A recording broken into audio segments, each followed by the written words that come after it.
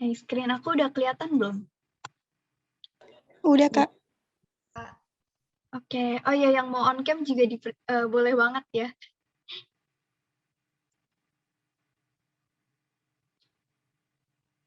Biar kita lebih bisa interaksi. Oke, jadi selamat malam semua. Sebelumnya perkenalin, nama aku Natania Agustin, atau kalian bisa panggil aku Nia. Aku dari Fakultas Kedokteran Universitas Gadjah Mada. Dan aku apresiasi banget nih teman-teman yang udah mau meluangkan waktunya di akhir pekan ini untuk tetap ngambis dan tetap belajar. Nah, jadi pada hari ini itu kita akan mempelajari tentang tumbang atau pertumbuhan dan perkembangan hewan dan manusia. Terus yang part keduanya kita akan membahas tentang enzim. Oh ya, teman-teman yang kelas 12 udah pada masuk materi ini kan ya? Sudah, Kak. Udah lewat atau masih belajar babnya? Udah lewat. Udah ulang. Sekarang metabolisme. Oh, oke. Ya udah, nggak apa-apa, kita buat review sekalian ya. Oke, aku mulai. Kita hari ini bahas yang part pertamanya tentang pertumbuhan dan perkembangan hewan dan manusia terlebih dahulu. Nah, jadi sebelumnya mungkin ada yang mau ngasih overview nggak tentang pertumbuhan itu gimana-gimananya? Ngejelasin dari poin-poin ini. Boleh banget, Kak. Kak Vina Grande, kamu mau? Nggak apa-apa.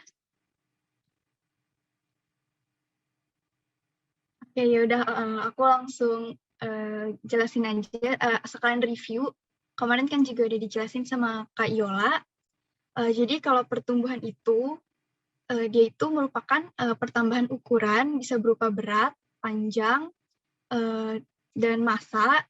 Dan pertambahan ukuran ini tuh terjadi karena adanya pembelahan sel, dan sehingga selnya membanyak dan ukuran bagian tubuh tersebut itu bertambah. Nah, selanjutnya pertumbuhan itu juga bersifat irreversible atau tidak bisa kembali sifatnya. Jadi kayak misalnya kalau bertumbuh nih, misalnya dari tingginya 150 cm, terus bertumbuh tingginya menjadi 170 cm, itu nggak akan kembali lagi ke jadi 150 cm lagi. Nah, terus pertumbuhan ini juga dapat diukur secara kuantitatif, yaitu berarti ada alat ukurnya dan ada satuannya. Misalnya kayak kalau berat itu kilogram dan kalau panjang itu sentimeter. Kemudian lanjut ke perkembangan. Kalau perkembangan secara biologis ini tuh lebih mengarah ke menuju ke kedewasaan atau yang ditandai dengan kematangan organ-organ reproduksi. Nah, contohnya kalau misalnya perkembangan itu berarti yang wanita udah mengalami menstruasi.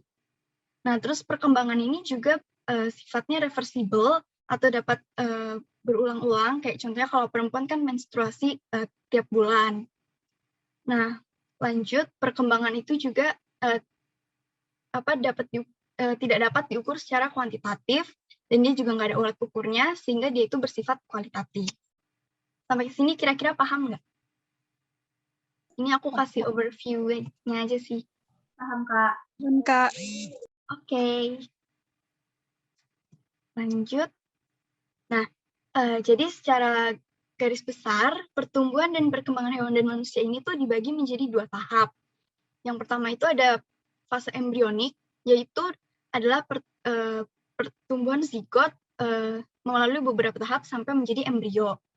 Nah, kalau fase pasca embrionik itu merupakan fase setelah dilahirkannya makhluk hidup atau setelah telurnya ini menetas sampai dia menjadi dewasa. Gimana teman-teman, kira-kira paham nggak?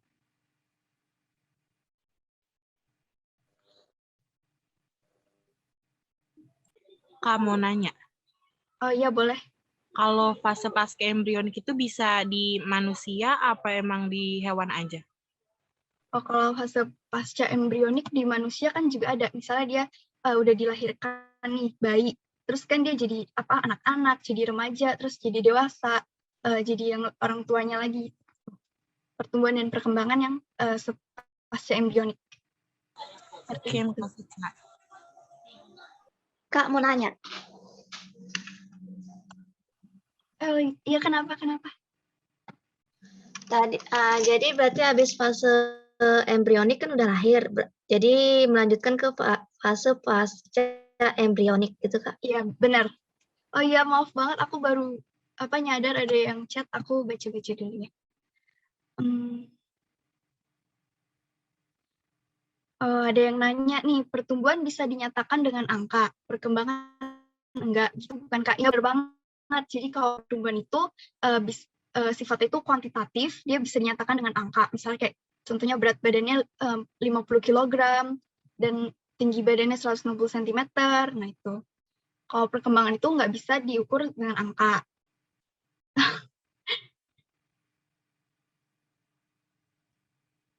Kak, boleh tolong dijelasin lagi nggak mengenai kedua fase ini?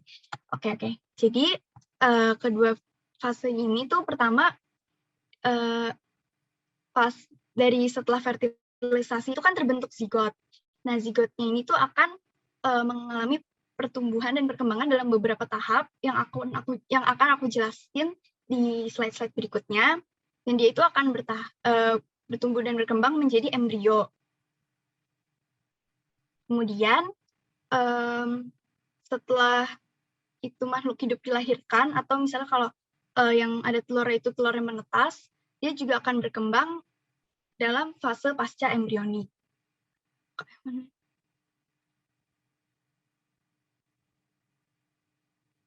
Kak, hewan lain ada nggak yang di fase embrionik juga kayak yang beranak itu? Nah, iya, ini kalau hewan lain misalnya kayak ayam itu juga ada fase embrioniknya.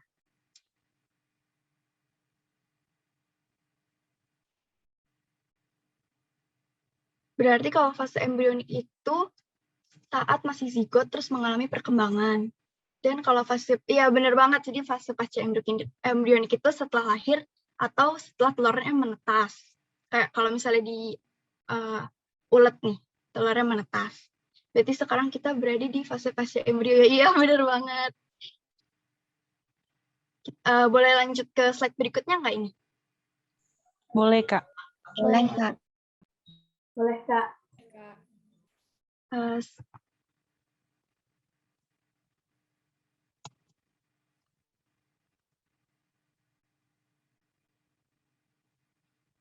Nah, jadi kalau fase embrionik itu dari tahapan-tahapannya itu dimulai dari zigot, lalu ke morula, lalu ke blastula atau blastokista. Sebenarnya ini sering banget dianggapnya tuh kayak sama-sama dianggap jadi kayak blastula. Cuma kalau untuk di sini aku akan bedain aja. Lalu yang berikutnya ada fase gastrula dan berikutnya adalah fase organogenesis.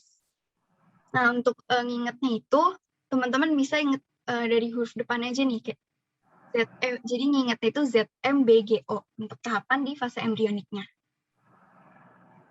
ZMBGO. Ya, benar.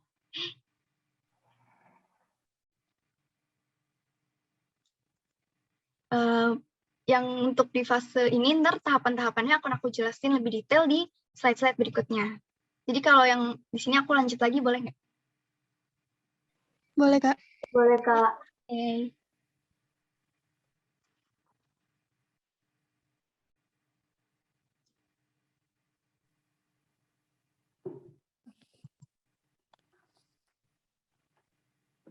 Maaf ya teman-teman kalau pergantian slide suka lama. Ini laptop aku nggak tahu kenapa.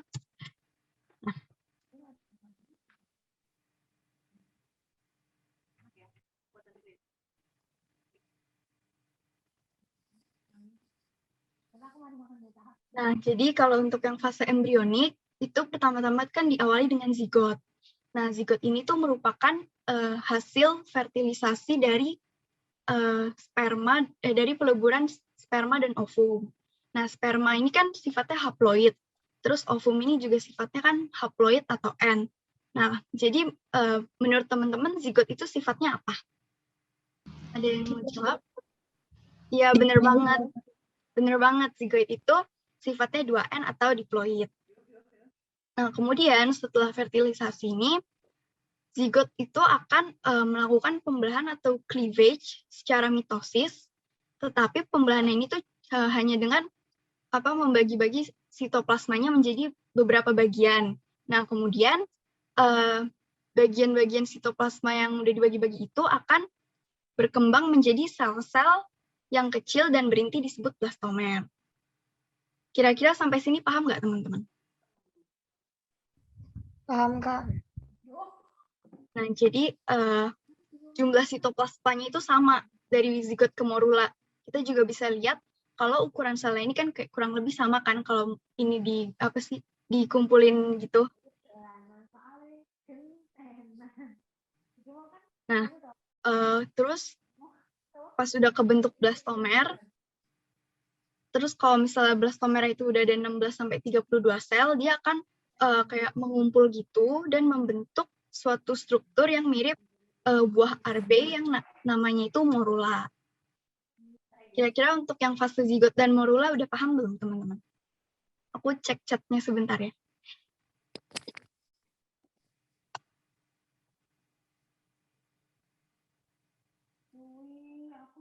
Kalau PPT-nya nanti aku bakal share di Discord. Terus rekamannya juga ada di YouTube-nya marsiajar.id.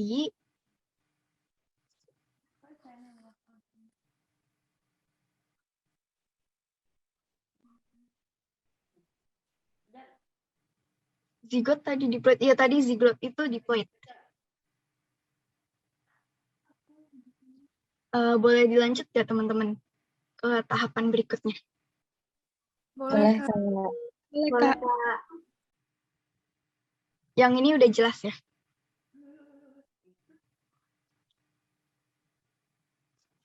Jelas, Kak. Oke. Nah, kemudian yang fase ketiganya itu kalau di hewan-hewan yang selain mamalia, kayak misalnya aves atau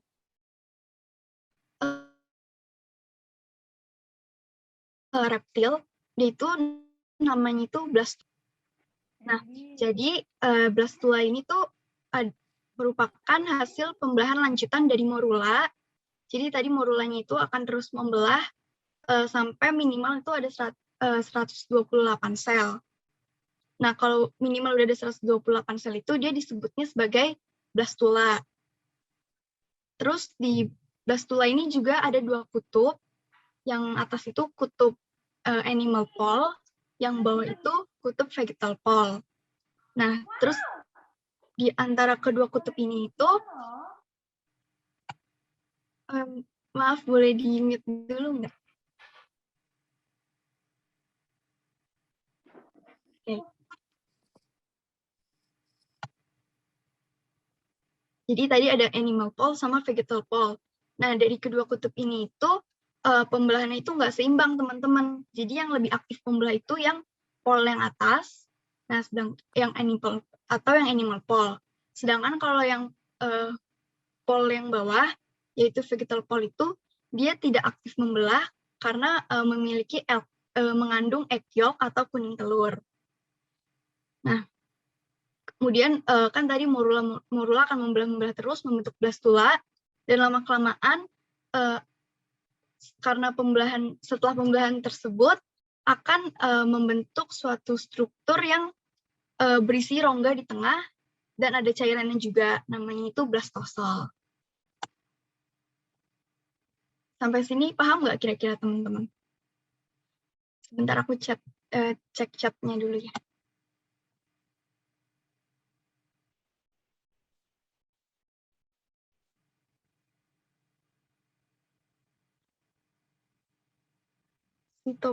Oh. Ini tadi ada yang nanya sitoplasma yang gimana, itu berarti balik ke slide sebelumnya ya.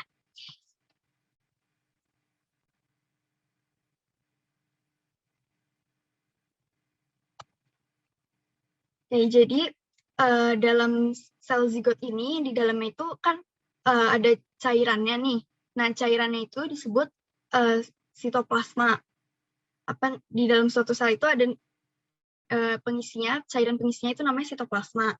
Nah, kemudian dari sel zigot ini dia tuh cuma kayak bikin sekat di antara cairan-cairannya ini. Terus sekat-sekatnya itu kan akan menjadi beberapa bagian gitu kan jadinya. Nah, kemudian bagian-bagiannya itu akan berkembang menjadi sel yang kecil dan berinti disebut blastomer. Nah, terus kan blastomer itu banyak, nanti juga akan kayak berkumpul menjadi satu gitu, membentuk struktur morula.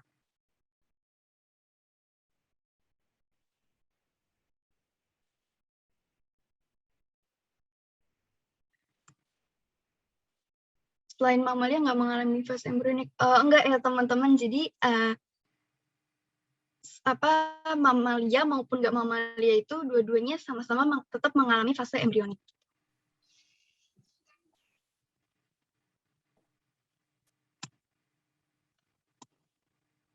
Untuk di slide yang ini udah paham belum?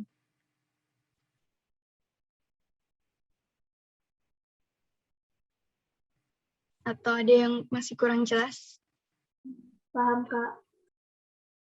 Oke, aku lanjut. Nah, kemudian kalau yang di mamalia, pembelahan lanjutan dari morula itu sebenarnya namanya blastokista kalau aku lihat di Campbell. Tapi kadang-kadang dia juga tetap sama aja disebutnya blastula. Nah, jadi sama kayak yang tadi, morulanya ini tuh akan melakukan pembelahan lagi dan akan membentuk dan pembelahannya itu akan sel-sel yang hasil pembelahannya itu akan kayak ke pinggir gitu, sehingga di tengah-tengahnya itu akan membentuk rongga berisi cairan yang namanya juga blastosol. Nah, kalau di blastokista ini sel-selnya itu sel-sel morulanya itu akan membentuk struktur menyusunnya kayak gini nih. Jadi ada yang di dalam sama ada yang di luar. Kalau yang di dalam itu disebutnya inner cell mass dan dia nanti akan menjadi calon embrio atau calon janin. Kemudian untuk sel-sel yang luar ini dia akan menjadi outer cell mass atau tropoblast. Dan tropoblast ini nanti akan menginvasi dan kayak menempel pada dinding rahim atau yang disebutnya itu proses implantasi. Nah, lama-kelamaan tropoblastnya ini juga akan berkembang menjadi plasenta. Sampai sini paham nggak kira-kira teman-teman?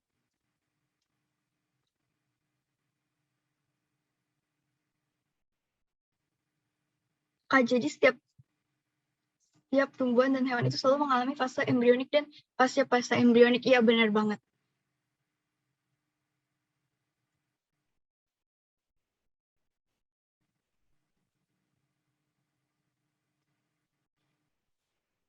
Oke. Terus teman-teman mungkin ada yang tahu nggak fungsinya plasenta itu buat apa?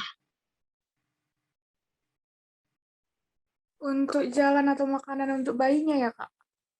Iya, benar banget. Buat menutrisi juga si embrionya ya.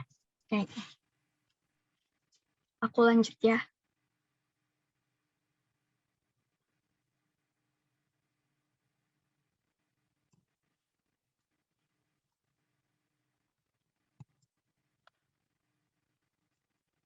Oke.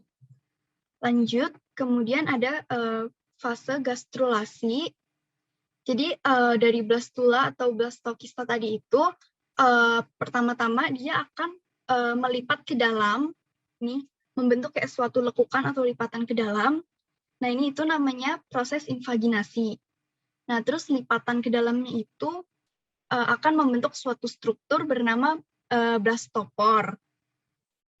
Nah, blastopor ini akan berkembang menjadi mulut atau enggak anus, itu tergantung apakah hewan itu protostoma atau deuterostoma. Nah, kalau untuk yang protostoma dan deuterostoma ini sebenarnya akan lebih lanjut dibahas pada bab animalia. Cuma di sini aku ngasih tahu aja kalau misalnya Deuterostoma itu contohnya itu mamalia sama echinodermata atau kayak bulu-bulu babi gitu. Sedangkan kalau protostoma itu di luar dari film-film yang tadi.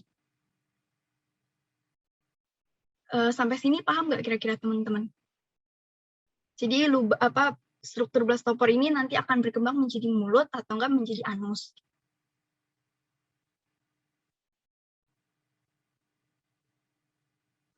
Oke, lanjut.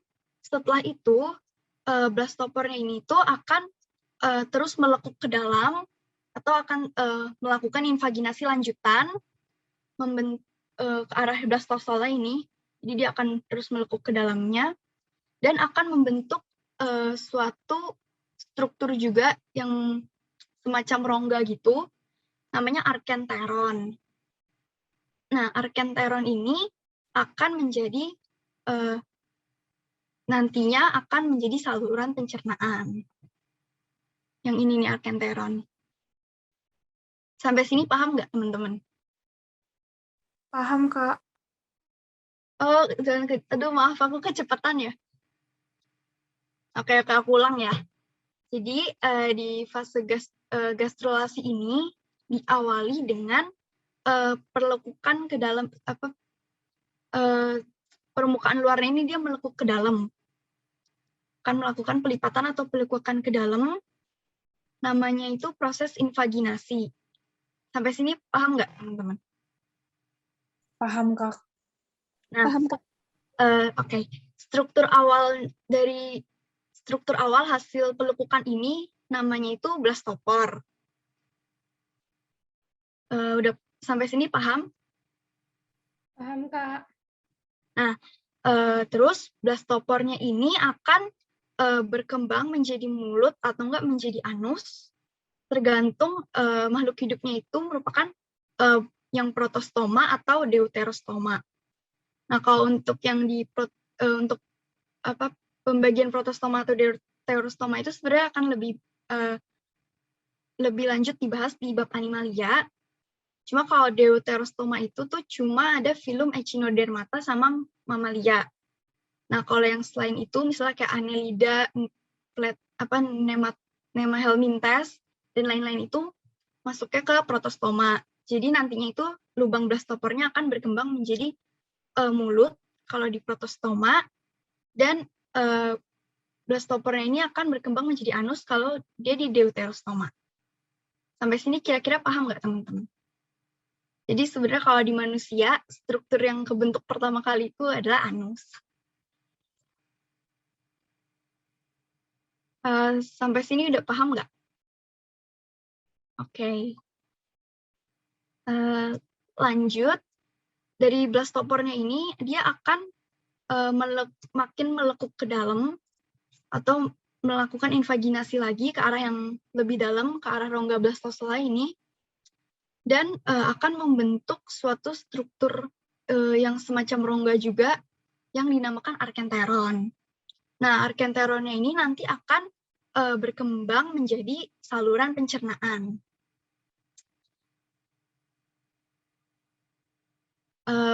Sampai sini paham? Paham, Kak. Kenapa melakukan invaginasi lagi? Ini buat ngebentuk si arkenteronnya, dan nanti arkenteronnya ini akan berkembang menjadi saluran pencernaan. Oke, lanjut.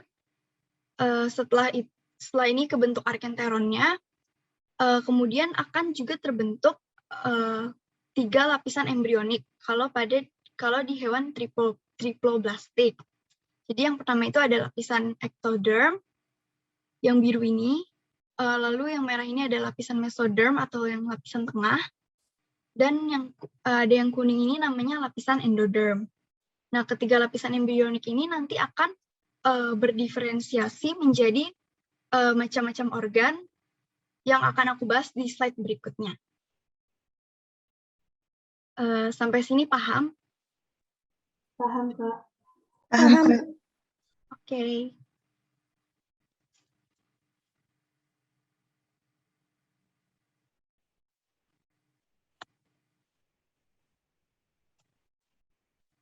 Nah, selanjutnya itu ada tahapan organogenesis, di mana lapisan embrionik tadi yang udah kebentuk, ada lapisan ectoderm, mesoderm, dan endoderm, akan berdiferensiasi atau kayak akan berkembang menjadi organ-organ tubuh.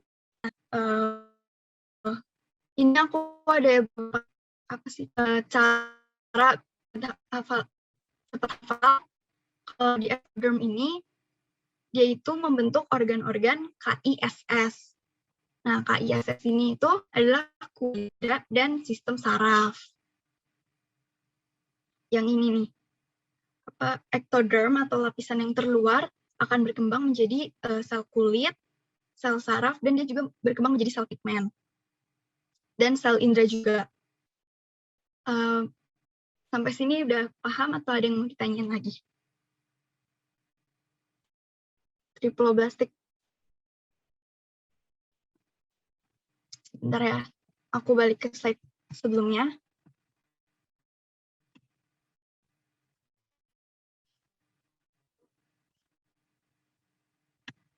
Oke, jadi kalau teman-teman ingat di bab animalia ada hewan dibagi menjadi diploblastik dan triploblastik. Itu berdasarkan lapisan embrioniknya. Kalau apa yang diploblastik itu, dia lapisan embrioniknya cuma 2, dan jadi cuma ada lapisan ectoderm dan endoderm. Nah, lanjut kalau misalnya triploblastik ini, dia ada lapisan embrioniknya itu ada 3, ada lapisan ectoderm, mesoderm, dan endoderm.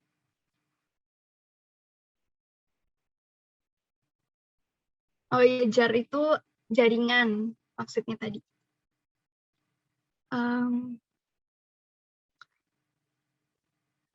Nanti ada latsolnya enggak? Sebenarnya aku bikin Kahoot sih teman-teman nanti di akhir.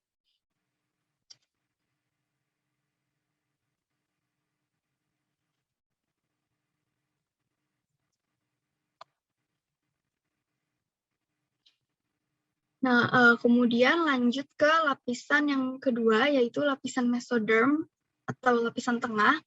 Dia ini membentuk organ-organ yang aku ingatnya itu sebagai IP dot. Itu ada jaringan ikat, peredaran darah, otot, dan tulang. Terus kalau di yang lapisan paling dalamnya itu ada lapisan endoderm, dia ini membentuk organ-organ pencernaan dan pernapasan. Nah, kalau yang belum ada di endoderm, misalnya kayak reproduksi dan ekskresi itu, dia masuknya ke mesoderm. Jadi yang endoderm ini benar-benar cuma ngebentuk organ-organ pencernaan dan pernapasan. Sama ada kelenjar tiroid itu juga dibentuknya di endoderm. Kurang lebih kayak gitu, udah paham belum kira-kira? Kak, berarti diferensiasi itu sama kayak perkembangan ya? Iya, dia kayak apa sih, pematangan gitu loh. Lapisan embrioniknya berkembang dan mengalami kematangan fungsional menjadi organ tubuh.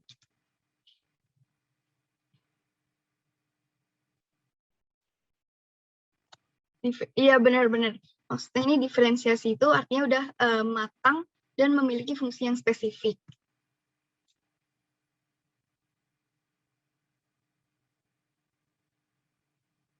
Boleh dilanjut nggak, teman-teman? Boleh, Kak. Boleh, Oke. Kak.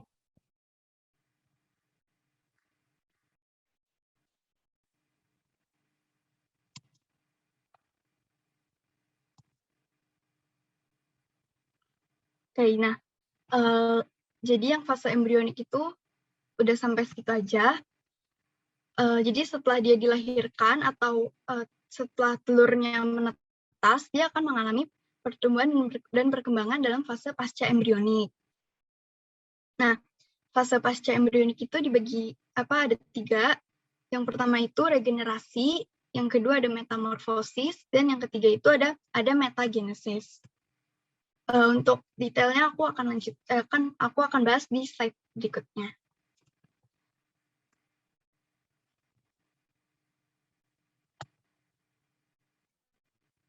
Nah, Jadi yang pertama itu pertumbuhan dan perkembangan pasca embrionik ini ada regenerasi.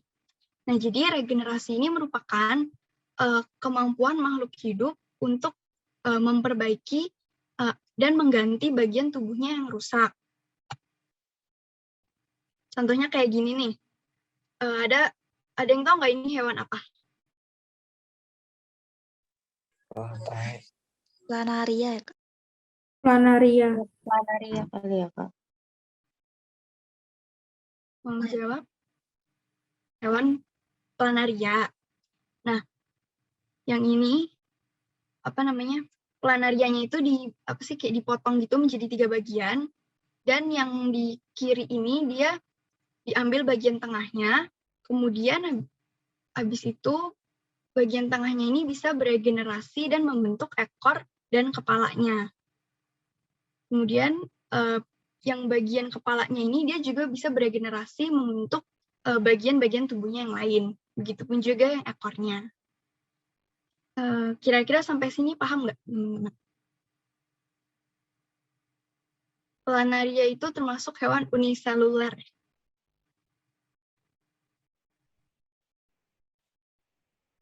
Oh iya, mungkin teman-teman ada yang bingung bedanya regenerasi dan fragmentasi. Nah, kalau regenerasi itu merupakan kemampuan memperbaiki bagian tubuhnya. Kalau fragmentasi itu lebih ke cara reproduksinya. Nah, lanjut, kalau regenerasi di hewan-hewan tingkat rendah atau hewan-hewan invertebrata kayak planaria ini, dia ini bisa melakukan regenerasi hingga tingkat organ. Jadi dia bisa bikin organ-organ baru. Contohnya kayak ini nih. Dari sisa tinggal bagian tengahnya, dia bisa membentuk organ kepalanya dan ekornya. Nah, selanjutnya di hewan-hewan tingkat tinggi atau vertebrata, dia ini bisa mengalami regenerasinya itu hanya sampai tingkat jaringan. Misalnya kayak kita jatuh nih, terus kan kulit kita luka. Nah, tubuh kita ini hanya bisa melakukan regenerasi untuk memperbaiki jaringan kulit itu. Tapi kalau misalnya untuk membentuk organ-organ yang baru itu kan tubuh kita nggak bisa.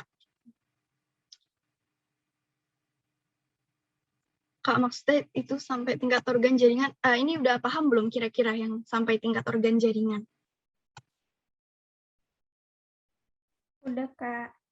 Oke. Fragmentasi itu tadi apa? Kalau fragmentasi itu lebih ke cara dia berkembang biak atau bereproduksinya.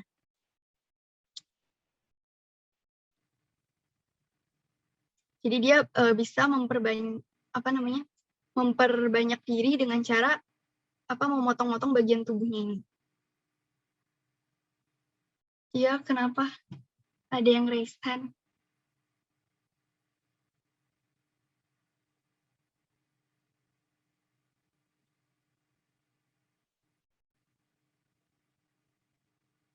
Kalau regenerasi itu berarti memotong bagian tubuh. Bukan, kalau regenerasinya itu lebih ke cara dia memperbaiki dan membentuk bagian-bagian tubuh yang baru yang udah rusak. Jadi bagian tubuh yang udah rusak tadi itu dia perbaiki dan jadi ada lagi gitu. Iya benar, memperbaiki bagian yang udah rusak. Kalau regenerasi ada. Jadi planaria kalau dipotong ketiga bagiannya bisa tumbuh organ baru. Iya banar banget nih. Bisa dilihat di gambarnya, kalau planaria dipotong menjadi 3, jadi bagian kepala, bagian tengahnya, dan bagian ekornya. Di bagian tengah atau di bagian perutnya, dia bisa membentuk kepala dan ekornya. Sedangkan kalau bagian kepalanya ini, dia juga bisa beregenerasi membentuk perut dan ekornya. Begitupun juga dengan yang ini nih, yang ekornya.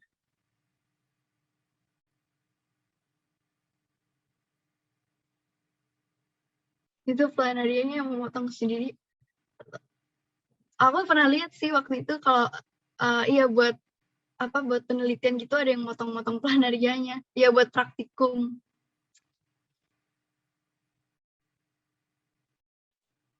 Kalau kepotong 2 nanti jadi 2 planaria gitu. Iya benar. Nah, kalau kepotong 2 nanti jadi 2 planaria itu berarti itu lebih ke arah reproduksinya kan. Nah, itu baru dinamainnya itu fragmentasi.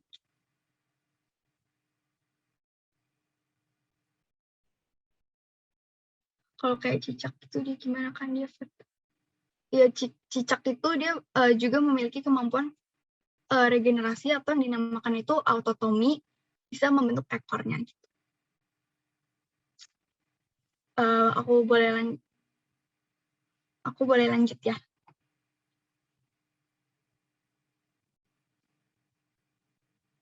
Boleh dilanjut nggak ini teman-teman? Boleh, Kak. Boleh, Kak. Boleh, Kak.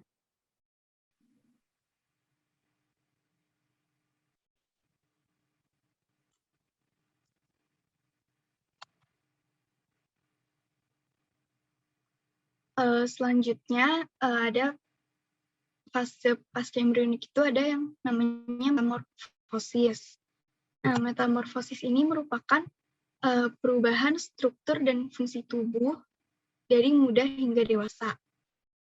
Ini ada contoh gambarnya. Terus metamorfosis ini juga ada 2 jenis. Yang pertama ini adalah metamorfosis sempurna atau nama lainnya itu metamorfosis holometabola. Nah, metamorfosis sempurna ini itu merupakan metamorfosis yang tiap fase hidupnya itu bentuknya beda-beda banget. Terus dia ada fase namanya itu fase, kalau aku singkatnya jadi fase TLPI atau telur, larva, pupa, dan imago. Contohnya ini kupu-kupu nih. Jadi dia awalnya ada telur, kemudian telurnya menetas membentuk larva, dan larvanya ini lama-kelamaan juga akan mengalami pupasi atau menjadi kepompong selama beberapa waktu. Setelah itu dia akan menjadi kupu-kupu dewasa. Oh ya, imago ini maksudnya merupakan hewan dewasanya gitu.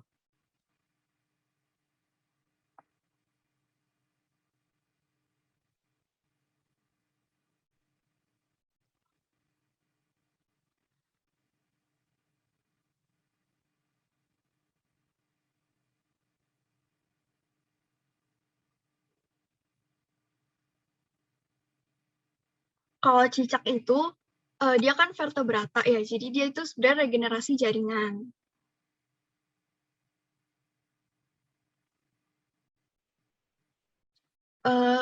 Boleh aku lanjut ke jenis metamorfosis yang selanjutnya nggak? Yang holometabola udah jelas belum?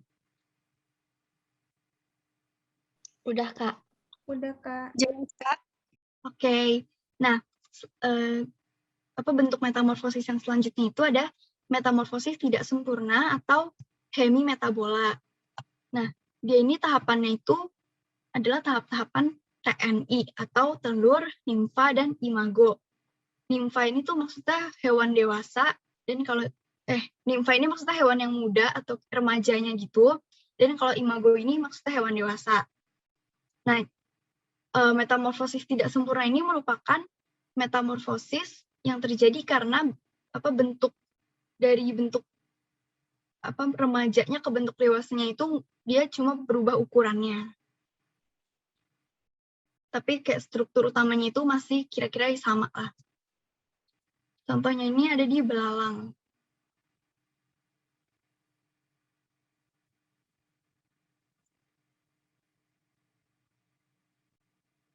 Kalau cara tahu vertebrata atau bukan, kalau vertebrata ini merupakan hewan-hewan yang memiliki tulang belakang, sedangkan kalau invertebrata ini bukan merupakan hewan-hewan yang tidak memiliki tulang belakang.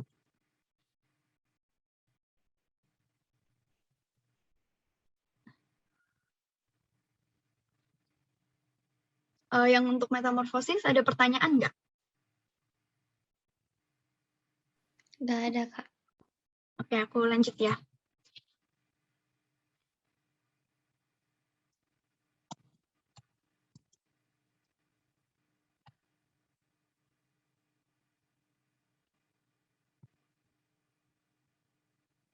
Kemudian dalam metamorfosis ada juga beberapa hormon yang berperan. Nah, mungkin ini jarang ada di buku-buku SMA, tapi menurut aku ini nice to know karena soal TBK kan apa juga ya gitulah. Jadi yang pertama itu ada hormon PTTH atau prothoracic hormone. Nah, fungsinya ini dia untuk menghasilkan hormon ecdison dan menstimulus corpus allatum atau kayak semacam kelenjar endokrinnya itu di dalam insekta ya, untuk menghasilkan hormon juvenil. Nah, kalau hormon ecdisonnya ini, dia itu fungsinya untuk memicu ecdysis atau pelepasan exoskeleton. Nah, teman-teman mungkin ada yang tahu nggak kenapa insekta ini harus melakukan ecdysis atau melakukan pelepasan exoskeleton atau cangkangnya itu? Mungkin ada yang mau jawab?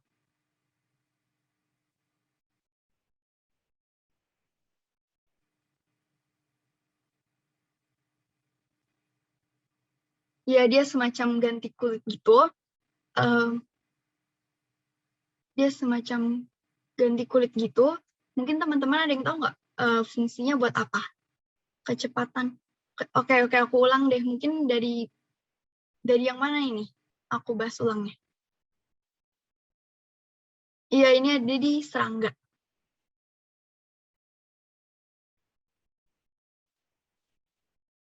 Oke, mungkin aku ulang dari apakah untuk regenerasi sel? Kurang tepat. Oke, aku mungkin ulang dari penjelasan hormon ini ya. Jadi dalam insekta atau serangga ada hormon yang berperan dalam metamorfosis. Yang pertama ini ada hormon PTTH atau prothoracic hormone. Nah, fungsinya ini untuk menghasilkan hormon ecdison dan menstimulus corpus allatum atau dia itu kayak semacam kelenjar endokrinnya gitu kalau di serangga untuk menghasilkan hormon juvenil. Nah, kalau untuk hormon ecdison sendiri itu fungsinya untuk memicu ecdysis atau pelepasan exoskeleton atau kayak cangkang luarnya gitu. Nah, kalau nggak ganti kulit, nanti jadi larva. Bukan sih, maksudnya exoskeleton ini kan dia udah ada pas sejak dia udah jadi nimfa. Jadi kalau habis itu karena dari nimfa dia kan kayak masih kecil gitu ukurannya. Terus dia pengen jadi hewan yang dewasa. Pastinya kan ada pertambahan ukuran dong dari si hewan itu. Nah, tetapi exoskeletonnya ini tuh sifatnya nggak fleksibel. Jadi dia nggak bisa menyesuaikan pertambahan ukuran serangga tersebut. Makanya exoskeletonnya ini harus dilepas dan nanti akan tumbuh yang baru. Kira-kira sampai sini udah paham nggak teman-teman tentang hormon ecdison dan ecdysis? Corpus allatum itu ada di bagian otaknya serangga, dan dia itu fungsinya sebagai kelenjar yang menghasilkan hormon.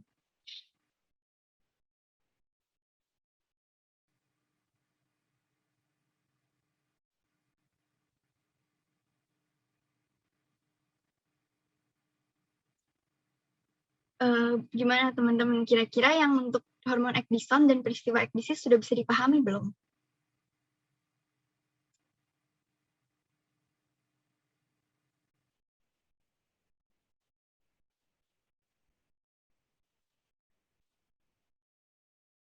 Menstimulus Menstimulus itu kayak merangsang si corpus allatumnya ini untuk menghasilkan hormon juvenil. Berarti fungsi ganti kulit di serangga sama aja kayak buat kemajuan pertumbuhan. Iya bener banget. Jadi kan pertumbuhan hewan itu kan ukurannya bertambah besar nih, tapi si exoskeletonnya itu dia fungsinya itu nggak fleksibel dan jadinya dia nggak ikut bertambah besar gitu loh.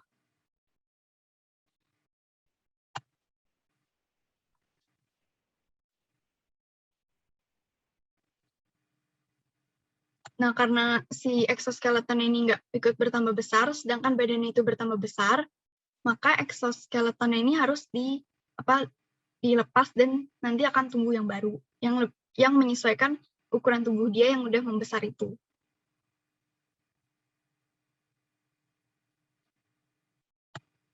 Boleh aku lanjut ke hormon berikutnya nggak, teman-teman? Boleh, Kak.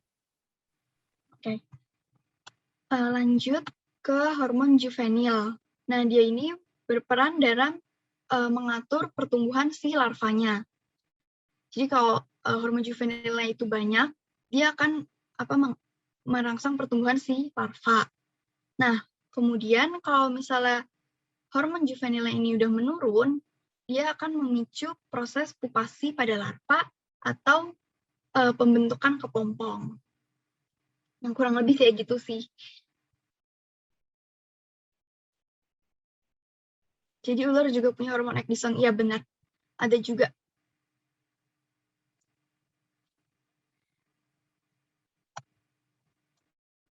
Boleh lanjut ke berikutnya nggak, tentang metagenesis habis ini? Boleh, Kak. Boleh, Kak. Boleh, Kak. Pupasi apa, Kak? Pupasi itu proses perubahan larva menjadi kepompong.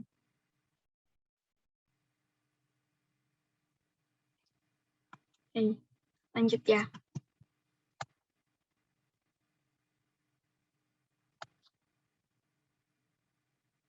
Selanjutnya ada fase pertumbuhan dan perkembangan di fase pasca embrionik ini ada yang namanya metagenesis. Metagenesis ini merupakan pergiliran keturunan atau pergiliran generasi antara generasi yang seksual dengan yang aseksual pada satu siklus hidupnya. Jadi dalam satu siklus hidupnya ini dia akan mengalami dua fase reproduksi. Yang pertama itu ada fase reproduksi aseksual dan yang kedua itu ada fase reproduksi seksual. Nah, contohnya itu ada di hewan ubur-ubur. Dia ini fase yang reproduksi aseksualnya ini dia berkembang biaknya dengan tunas. Kemudian kalau yang untuk reproduksi seksualnya ini dia berkembangnya itu dengan fertilisasi ovum dan spermanya. Untuk yang metagenesis ini mungkin ada pertanyaan nggak? Itu yang hewan metagenesis itu hewan yang hidup di air aja, Kak, atau gimana? Aku Ciri-cirinya apa? kalau jujur aku kurang tahu kalau misalnya selain ubur-ubur, tapi biasanya yang paling sering dijadiin contoh itu yang ubur-ubur ini.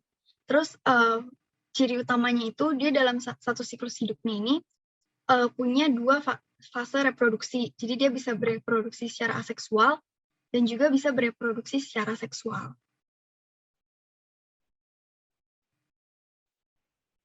Seksual sama aseksual waktunya bersamaan, enggak, waktunya itu beda. Medusa dan Infra apaan, Kak? Oke, jadi dalam siklus hidup ubur-ubur ini, nama latin ubur-ubur apa, Kak?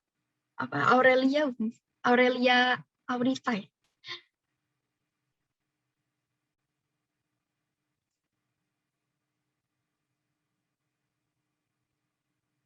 Medusa dan Infra apa, Kak?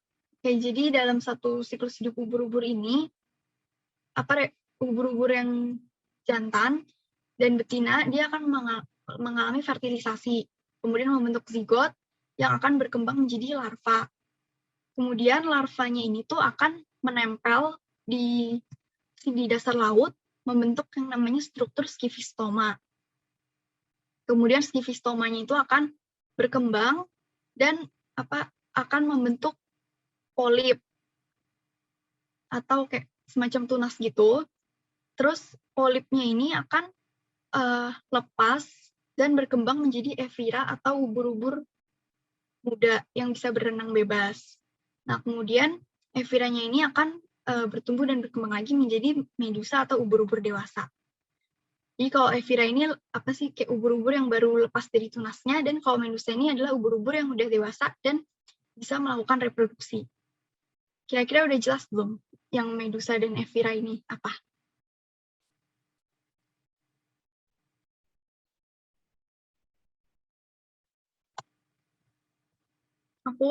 yang metagenesis ini ada pertanyaan nggak teman-teman? Jelas Kak? Oke. Boleh dilanjut nggak? Ini. Boleh, Kak. Oke.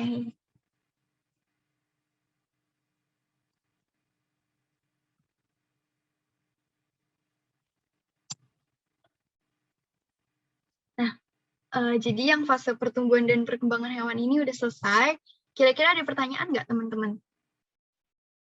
Tentang secara keseluruhan yang pertumbuhan dan perkembangan hewannya itu. Kak, fase aseksualnya dimulai dari yang mana ya? Oke.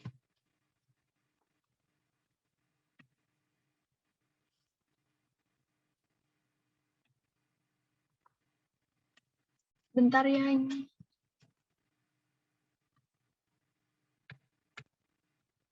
Nah, ini nih fase aseksualnya ini dalam ini nih yang polip apa sih? Yang skifistoma, polip ini merupakan fase aseksualnya. Nah, kalau fase seksualnya ini yang fertilisasi ini nih, ovum dan sperma. Udah jelas belum? Udah, Kak. Makasih, Kak. Oke. Ya bener nih. Metagenesis pada hewan, ya salah satu contoh yang paling sering itu terdapat di ubur-ubur. Kalau pada tumbuhan itu kayak bener kayak apa di tumbuhan paku atau Pteridophyta sama di tumbuhan lumut atau di Bryophyta. Ya benar, medusa ini adalah ubur-ubur dewasa yang sudah bisa bereproduksi.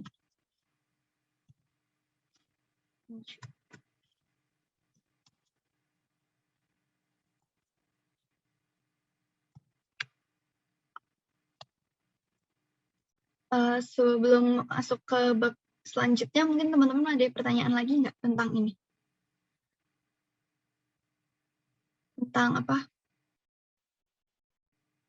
Kalau Evira ubur-ubur yang udah bisa berenang bebas, oke. Iya benar, Evira itu adalah ubur-ubur muda yang udah bisa berenang bebas nih.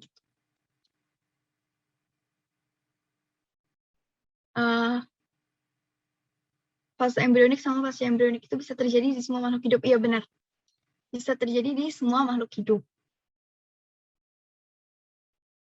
Boleh minta jelasin ulang tentang hormon juvenil, oke. Yang ini ya. Jadi hormon juvenil ini dihasilkan oleh struktur tubuh serangga yang namanya adalah corpus allatum. Nah, hormon juvenil ini kalau dia jumlahnya banyak, dia ini akan memicu pertumbuhan si larva atau si ulatnya. Nah, terus lama-kelamaan hormon juvenil ini kadarnya akan menurun dan penurunan ini akan memicu perubahan larva menjadi kepompong atau namanya itu proses pupasi. Kira-kira udah jelas belum tentang hormon juvenil ini? Udah, Kak. Oke, siap.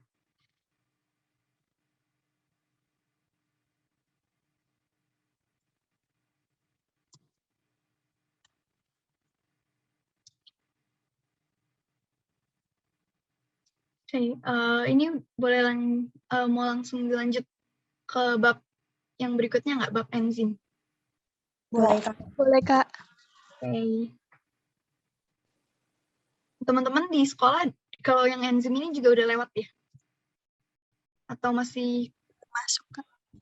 Kenapa? Masih, Kenapa? Kak. Oke. Jadi enzim ini merupakan salah satu komponen yang sangat-sangat diperlukan dalam proses metabolisme tubuh. Nah, metabolisme sendiri itu adalah kayak apa sih reaksi-reaksi kimia yang ada di dalam tubuh, dan besok ini tentang metabolisme akan lebih dibahas di pertemuan selanjutnya sama Kak Konita di besok malam. Jadi pastikan kalian pada datang ya. Oke, yang lanjut. Oke, jadi pengertian enzim ini tuh merupakan senyawa protein yang diproduksi sendiri oleh sel-sel dalam tubuh makhluk hidup. Nah, fungsi utamanya enzim ini dia itu berfungsi untuk sebagai biokatalisator. Nah, di dalam pelajaran kimia kelas 11 kalau nggak salah, kan ada materi tentang laju reaksi ya. Nah, dalam materi itu untuk melakukan suatu reaksi itu dibutuhkan yang namanya energi aktivasi atau energi yang energi yang harus dalam suatu reaksi untuk sehingga dapat bereaksi dan menghasilkan produk. Nah, untuk fungsinya enzim ini sendiri, dia itu berfungsi sebagai biokatalisator dan cara kerjanya itu dengan cara menurunkan energi aktivasi. Jadi yang tadinya energi aktivasinya itu harus disediakan sebanyak ini, terus karena adanya enzim, energi yang diperlukan untuk melakukan suatu reaksi itu jadi berkurang, jadi tinggal segini nih kira-kira. Nah, untuk sampai sini udah paham belum yang energi aktivasinya ini? Paham, Kak. Grafiknya nggak akan turun gitu kan? Maksudnya nggak akan berubah gitu? Kenapa? Apanya? Yang grafik ini, energi reaksi. Maksudnya Enggak. nggak akan beda gitu nantinya? Oh, enggak. Jadi, maksudnya energi aktivasi yang tanpa enzim itu, kalau reaksi dilakukan tanpa enzim, energi aktivasi yang dibutuhkan itu segini. Tapi karena ada enzim, jadi energi aktivasinya itu dibutuhkan lebih sedikit gitu. Berarti enzim itu mempercepat suatu reaksi gitu, Kak? Nah, iya benar banget. Karena dia menurunkan energi aktivasi, maka waktu yang dibutuhkan untuk proses reaksinya ini juga akan lebih cepat. Gitu. Dan enzim ini tidak ikut bereaksi. Jadi dia benar-benar hanya sebagai katalis saja, bukan sebagai zat penambah, bukan sebagai zat yang ditambahkan dalam suatu substrat.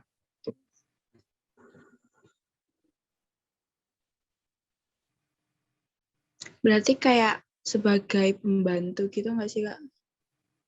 Iya, benar. Sebagai yang membantu suatu reaksi agar bisa berjalan dengan cepat.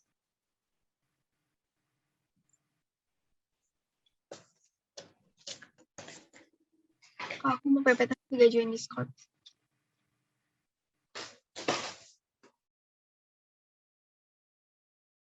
Ya, nanti PPT-nya bakal di-share di link yang Harta Karun Marsiacer tadi.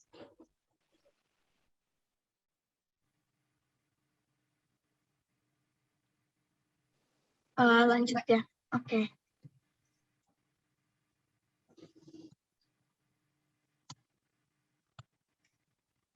Nah, kemudian ada struktur enzim. Jadi yang pertama, enzim ini tuh sebagian besarnya itu disusun oleh senyawa protein namanya apoenzim. Yang ini nih. Kemudian dia juga ada senyawa-senyawa yang bukan protein dinamakan gugus prostetik. Yang ini sama ini nih. Ini merupakan gugus prostetik. Nah, struktur enzim yang terdiri dari apoenzim dan gugus prostetik ini itu merupakan struktur lengkapnya enzim atau dia disebutnya itu holoenzim. Sampai sini paham nggak kira-kira teman-teman tentang holoenzim ini?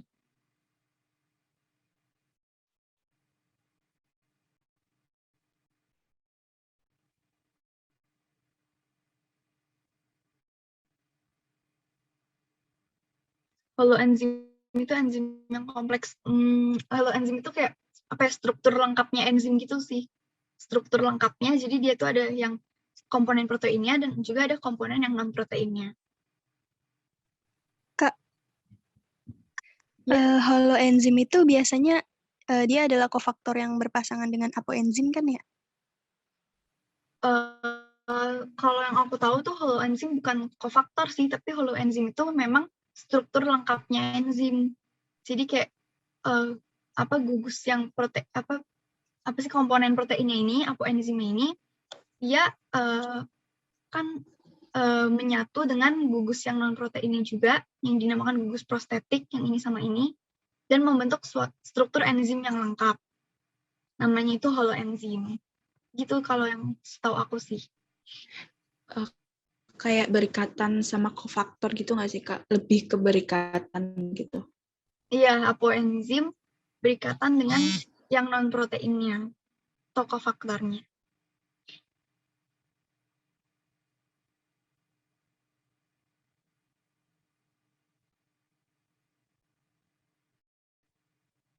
Jelasin ulang, Kak. Ya. Jadi enzim ini ada dua komponen penyusunnya. Yang pertama itu komponen protein atau disebutnya komponen apoenzim, dan juga ada komponen penyusun yang merupakan non protein atau disebutnya itu gugus prostetik. Nah, ya, kenapa? Duduk. Maaf, boleh di mute dulu nggak? Ya, makasih ya. Apa ikatan antara apoenzim dan yang gugus prostetiknya ini akan membentuk struktur enzim yang lengkap. Nah, struktur enzim yang lengkapnya ini dinamakan holoenzim. Kurang lebih kayak gitu. Kemudian, gugus prostetik atau yang komponen non-proteinnya ini, dia memiliki dua komponen. Yang pertama ada komponen kofaktor, dan yang kedua ada komponen koenzim. Kofaktor ini merupakan ion-ion anorganik yang berfungsi untuk mengefektifkan dan meningkatkan kerja enzim. Contohnya itu ada kalsium, natrium, kalium, magnesium, dan lain-lain. Nah, kemudian yang non-protein ini juga ada senyawa-senyawa organik yang dinamakan koenzim yang ini. Yaitu fungsinya untuk memindahkan gugus kimia atau atom-atom gitu dari satu enzim ke enzim lainnya. Contohnya itu ada NAD, FAD, dan vitamin B. Kak mau nanya. Ya. Berarti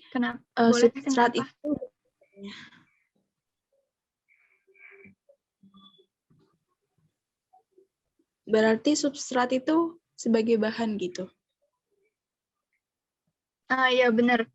Jadi substratnya ini nanti akan menempel di sini. Substrat itu apa ya, kayak suatu bahan dalam reaksi nanti akan menempel di sini dan akan diproses menjadi sebuah produk. Gitu. Kurang lebih kayak gitu. Udah paham belum tentang struktur enzim? Terus apa itu ini kan ada ya. Kofaktor dapat mengubah-ubah bentuk sisi aktif sehingga dapat ditempeli substrat tertentu. Itu maksudnya gimana, Kak? Substrat itu yang menempel di sisi, ya substrat itu yang menempel di sisi aktif enzim, benar. Jadinya kofaktor. Oh ya maaf, tadi pertanyaan kamu boleh diulang nggak? Kofaktor ini merupakan?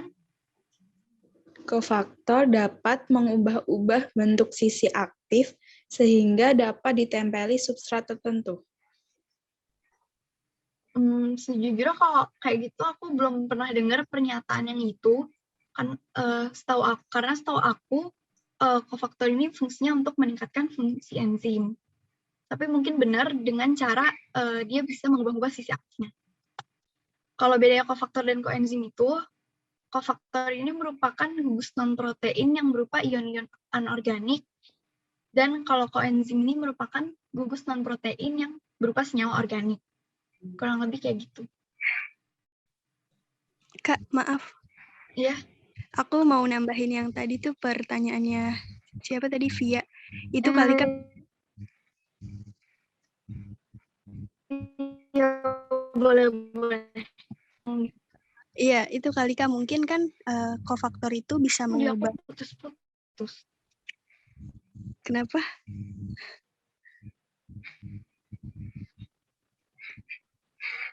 Apa suara kamu di aku putus-putus? Oh. Mungkin boleh diketik di chat aja. Oke, Kak. Oh, suara aku. Masih putus-putus nggak? Udah enggak sih, Kak. Oke. Ini aku ketik aja ya, Kak. Oh iya, maaf ya tadi. Oke.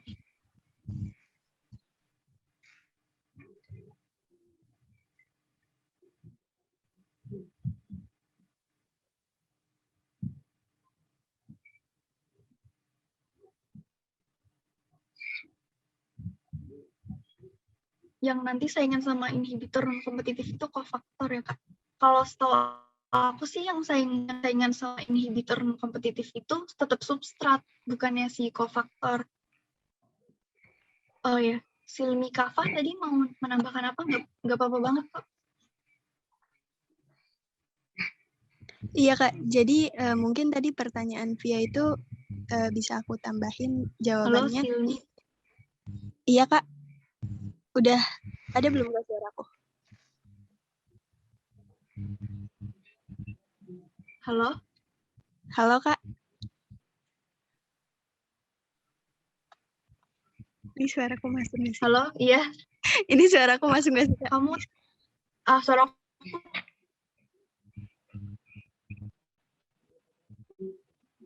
Halo? Halo, Kak. Halo?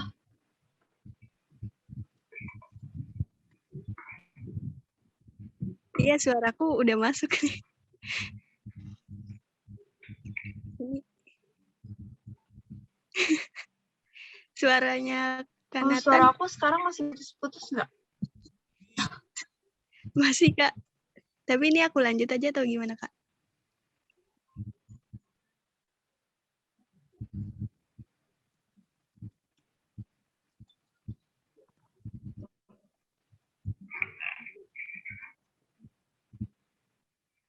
Ya. Iya, jadi aku izin nambahin ya. Jadi itu maksudnya mungkin kofaktor itu bisa ngubah-ngubah sisi aktif enzim itu, iya, karena kofaktor itu sebagai tombol power buat aktivasi. Contohnya itu kayak enzim amilase. Jadi biar supaya bisa si substratnya itu amilum itu nempel, itu harus ada kofaktor ion klorida dulu sebagai tombol power atau tombol aktivasinya. Nah, kalau Cl-nya udah nempel sama si enzim amilase, baru itu menimbulkan reaksi yang nantinya akan menghasilkan maltosa. Kurang lebih kayak gitu sih, Kak. Oke. Makasih banget ya, aku bahkan baru tahu loh. Makasih banget ya, Silmi. Berarti pertanyaan yang tadi itu yang kofaktor dapat mengubah-ubah sisi aktif enzim itu berarti benar ya? Iya, Kak. Oke, berarti yang tadi nanya benar ya, kalau kofaktor ini dapat mengubah sisi aktif enzim, sehingga dia juga meningkatkan fungsi enzim.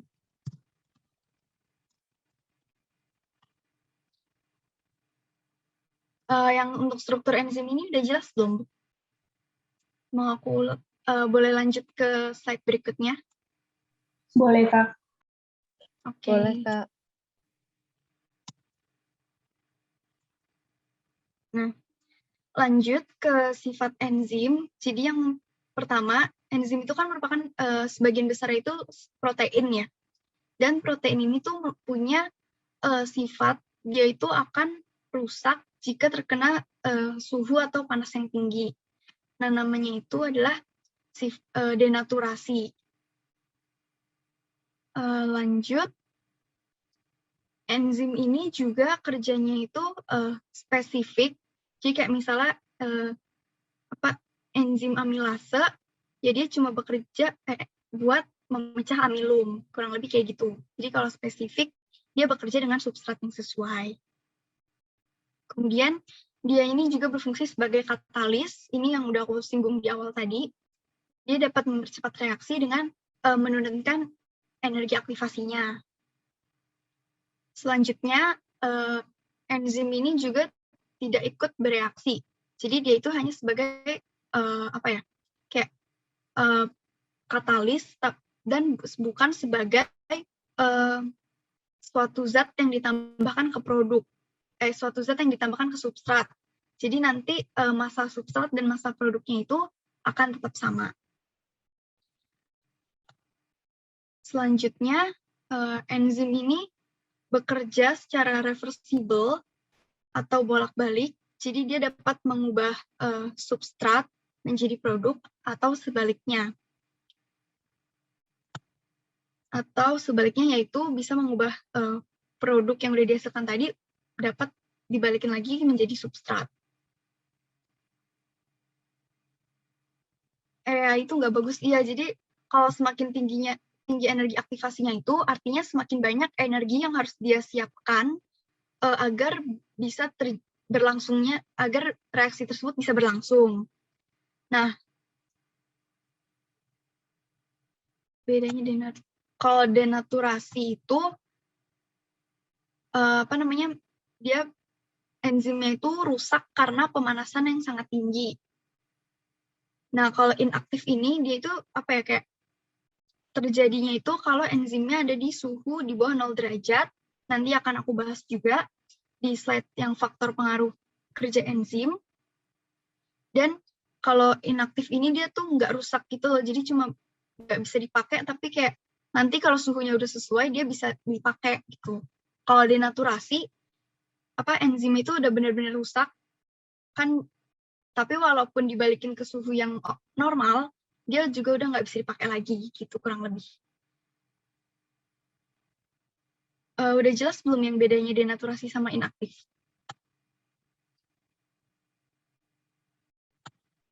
Oke. itu nggak bagus. Ya kurang lebih itu jadi kayak energi yang dibutuhkan kalau nggak pakai enzim itu bakal lebih banyak daripada kalau pakai enzim. Lanjut, sifat berikutnya itu enzim dapat digunakan berulang kali dan dia juga diperlukannya dalam jumlah sedikit. Lanjut ya. Kira-kira untuk sifat ini ada yang mau ditanyain lagi nggak?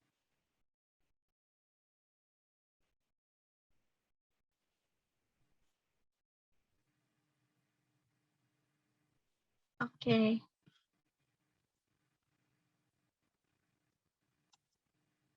Nah, berikutnya ada cara kerja enzim. Yang pertama itu ada teori gembok dan anak kunci atau lock and key teori. Jadi kalau di sini itu kita bisa lihat kalau permukaan substratnya ini kan melengkung, terus yang ini kayak heksagonal gitu. Nah, permukaan sisi aktif di enzimnya ini juga spesifik banget, sesuai banget sama permukaan substratnya. Kalau yang gembok dan anak kunci kurang lebih kayak gitu. Sedangkan kalau untuk yang cara kerja teori kecocokan induksi atau induced fit teori, kita bisa dilihat kalau di sini tuh enzimnya permukaan sisi aktifnya itu berbeda kan dengan permukaan substratnya. Nah, tetapi kalau yang di induced fit teori ini, enzimnya permukaan sisi aktifnya enzimnya ini bisa menyesuaikan dengan permukaan substratnya. Jadi dia bisa berubah gitu, atau sifatnya kayak fleksibel gitu. Nah, setelah substratnya ini diproses dan dihasilkan sebagai produk, permukaan sisi aktif enzimnya ini akan kembali ke bentuk awalnya. Kurang lebih kayak gitu. Enzim itu gemboknya, iya benar. Jadi kayak cetakannya, terus substratnya itu kuncinya. Untuk yang cara kerja enzim udah paham belum? Udah, Kak. Oke.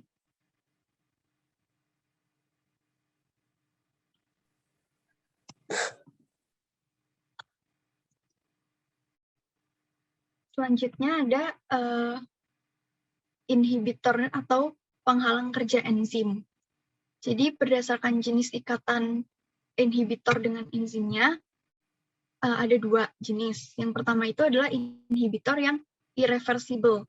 Kalau inhibitor yang irreversible ini, dia itu berikatan sangat kuat dengan enzim, jadi nggak bisa lepas, dan dia ini mengubah sisi aktif enzimnya, sehingga substratnya nggak bisa nempel. Nih, misalnya enzim yang normal ini kan bentuknya kayak gini. Terus gara-gara ada irrever inhibitors-nya, dia menempel di enzim, terus ini ikatannya juga sangat kuat, dan bentuk sisi aktifnya itu jadi berubah. Kayak gini nih. Jadinya substratnya ini nggak bisa nempel. Kurang lebih kayak gitu, udah paham belum? Jadi yang induksi itu lebih fleksibel, benar ya. Lock and key hanya substrat yang sesuai aja yang bisa, iya benar. Boleh jelasin ulang nggak, Kak? Jelasin yang mana nih? Yang teori tadi.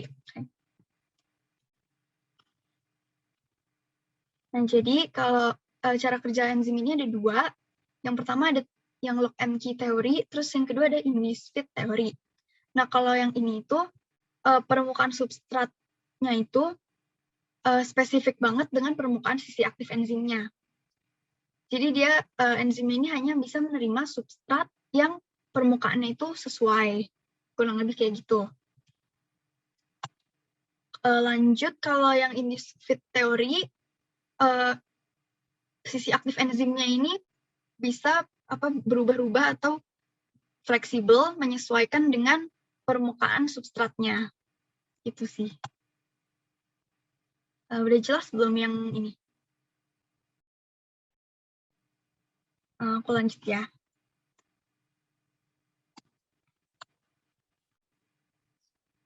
Yang inhibitor irreversible tadi udah, lanjut ke yang inhibitor reversible. Jadi kalau yang ini itu ikatan inhibitor dengan enzimnya itu tidak sekuat yang inhibitor irreversible. Dan ada dua jenis. Yang pertama adalah inhibitor kompetitif, dan yang kedua adalah inhibitor non-kompetitif. Kalau inhibitor kompetitif ini, dia itu saingan atau rebutan dengan substratnya untuk bisa menduduki sisi aktif enzimnya. Yang inhibitor kompetitif kayak gitu. Lanjut, kalau yang inhibitor non-kompetitif itu, dia inhibitor itu menempati sisi lain enzim, jadi bukan menempati sisi aktifnya, tapi menempati sisi allosteriknya. Ini nih. Nah, dengan menempelnya inhibitor ke dalam sisi allosterik ini, akan merubah sisi aktif enzimnya. Jadi sisi aktif enzimnya ini tidak bisa lagi berikatan dengan substrat. Kurang lebih kayak gitu. Apakah udah jelas yang inhibitor ini? Enzim itu nggak harus berikatan sama kofaktor. Kalau enzim itu kan tadi aku jelaskan ada dua komponen kan, yang protein apoenzim dengan yang non protein, yang gugus prostetik itu. Nah, di gugus prostetik itu kan juga ada komponen kofaktor dan koenzim.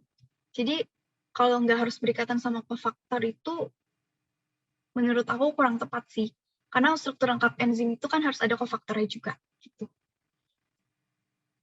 Boleh dilanjut ke bagian berikutnya nggak? Ini. Udah jelas belum yang ini? Kalau irreversible itu bentuknya permanen, jadi gitu namanya. Ya, jadi yang irreversible ini, dia nggak bisa, sisi aktifnya ini nggak bisa balik lagi kayak gini. Gitu. Boleh lanjut ke slide berikutnya? Boleh, Kak. Oke.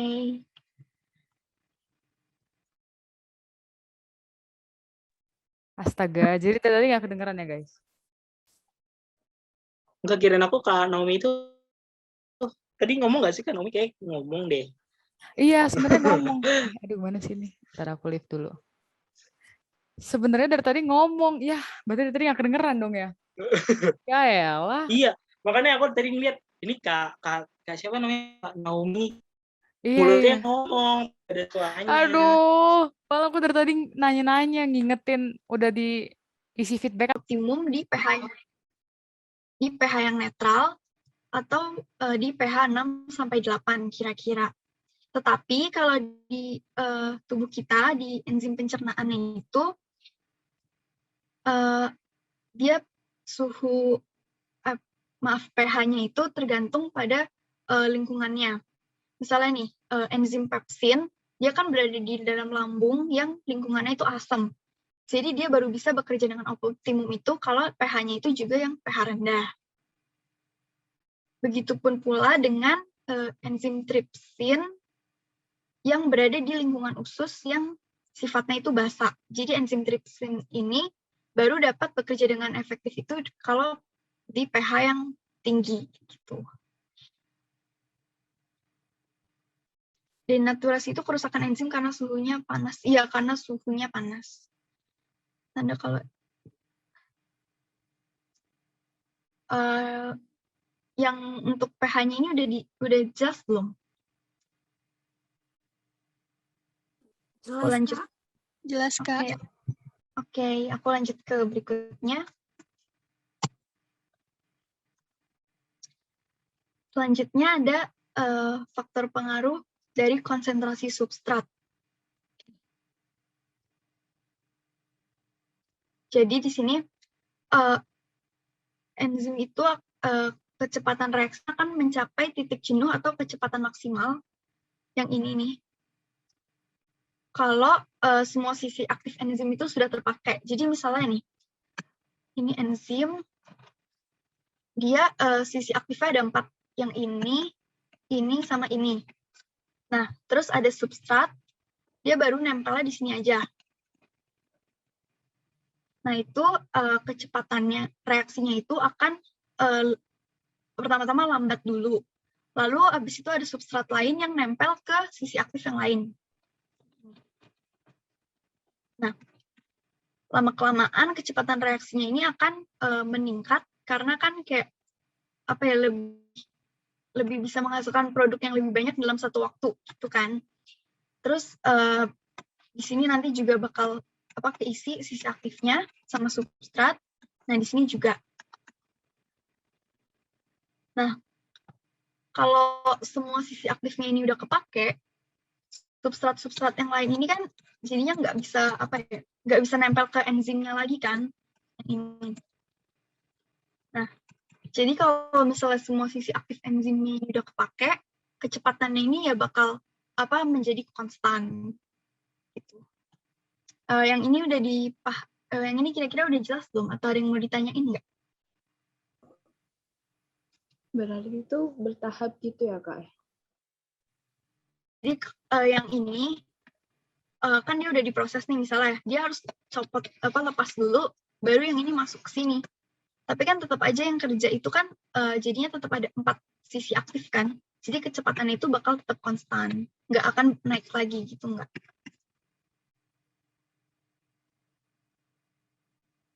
Titik jenuh itu maksudnya kayak kecepatan konstan gini. Ini nih. Di sini itu titik jenuhnya adalah titik di mana kecepatan itu menjadi konstan dan nggak naik. Kira-kira udah yang ini udah bisa dipahami belum? Udah, Kak. Oke. Paham, Kak. Oke.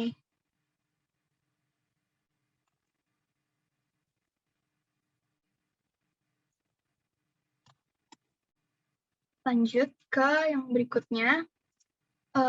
Faktor berikutnya itu ada konsentrasi enzim. Nah, konsentrasi enzim ini akan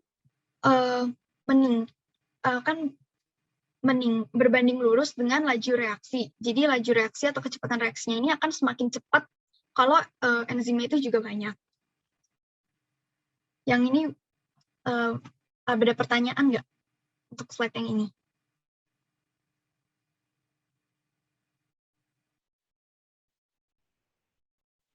Aku lanjut ya.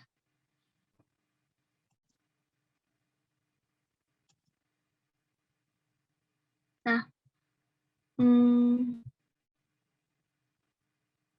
selanjutnya ada faktor berikutnya, yaitu adalah faktor inhibitor atau yang tadi komponen yang menghalangi kerja enzim. Nah, jadi kalau ini kan tadi kita lihat kalau substratnya semakin banyak, kecepatan ini kan akan konstan di suatu titik tertentu. Nah, kalau misalnya ada inhibitor kompetitif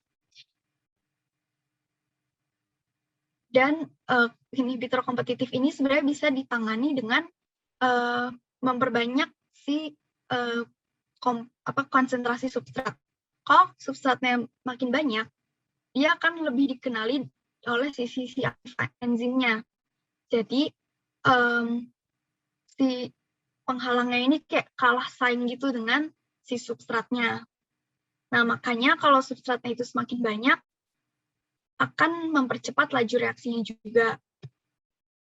Nah, kalau yang inhibitor non-kompetitif, karena dia itu tadi mengubah bentuk sisi aktif enzimnya, maka semakin banyak konsentrasi substratnya itu ditambahin sebanyak apapun, dia akan mempercepat si laju reaksinya. Kurang lebih kayak gitu sih. Ada yang mau ditanyain nggak?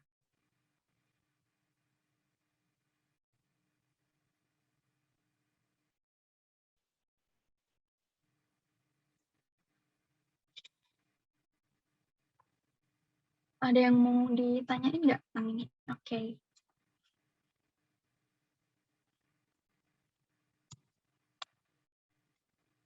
Nah, udah selesai materinya. Sekarang mungkin kita bakal main pakai.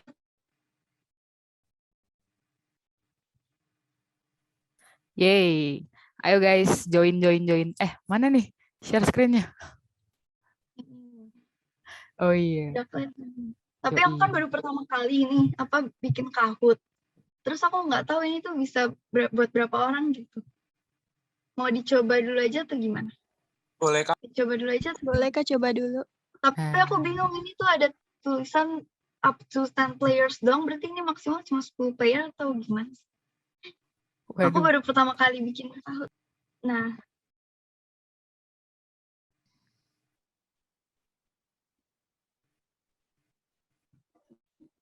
Coba dulu aja Kak, siapa tahu bisa lebih.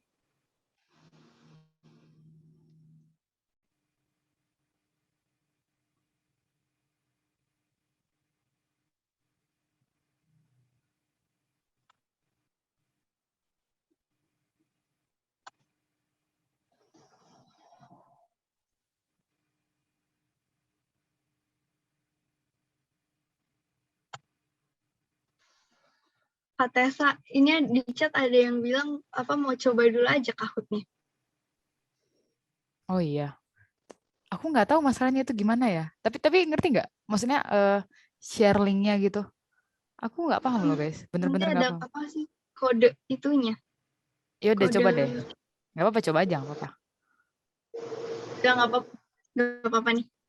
Ya udah coba ya. Kita coba aja lah ya.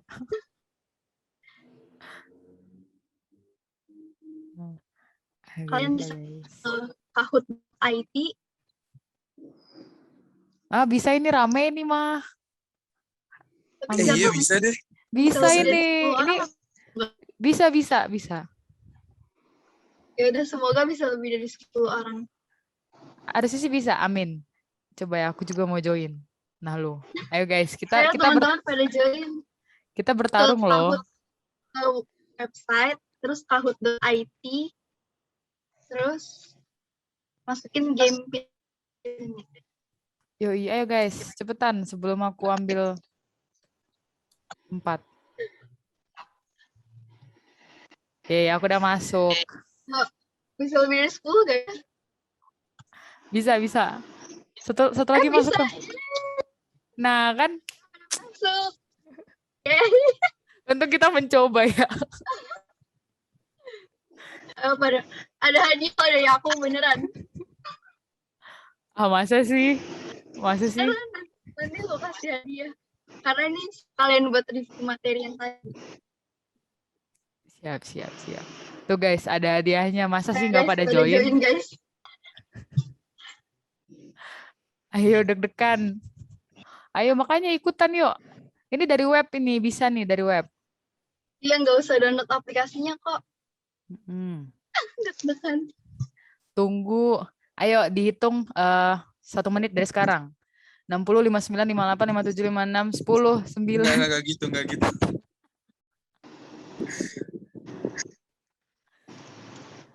Ayo dong, mana nih? Masa masih 32? Partisipannya 62, jadi minimal harus 80 yang join. Maaf guys, aku suka ngadi-ngadi memang.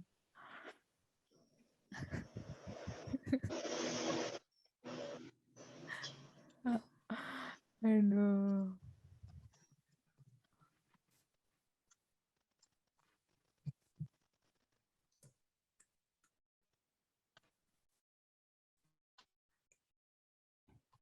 Ayo ya, masih 37, belum nyampe nih setengahnya nih. Setengah dari 80 belum nyampe.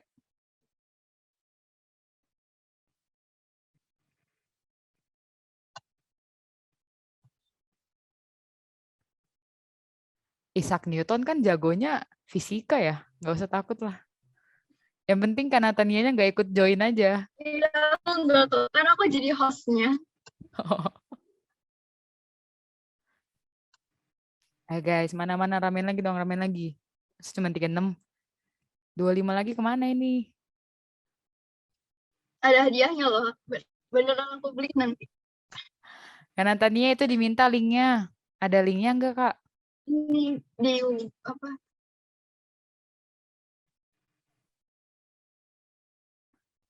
Oh, Coba bagi linknya kak. Bagi link kayak gimana sih?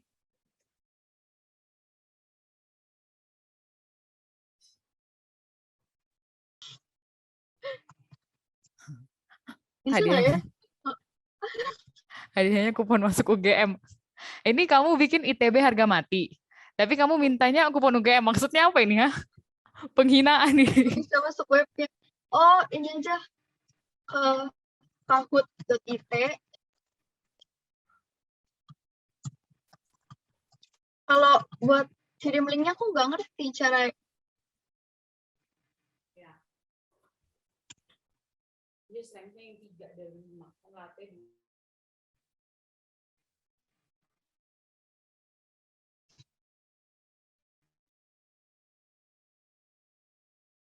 Ada biologi lagi, malam minggu belajar biologi. Tapi besok bahasa tentang metabolisme.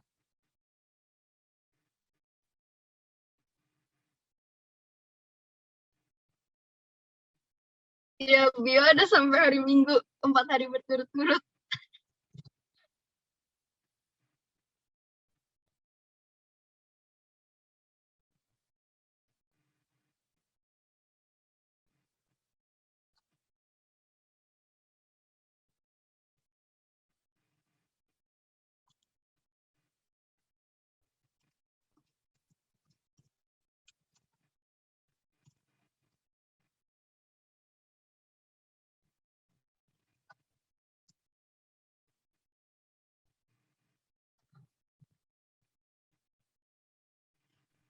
Ayo mau ditungguin sampai jam berapa nih Kak Natania?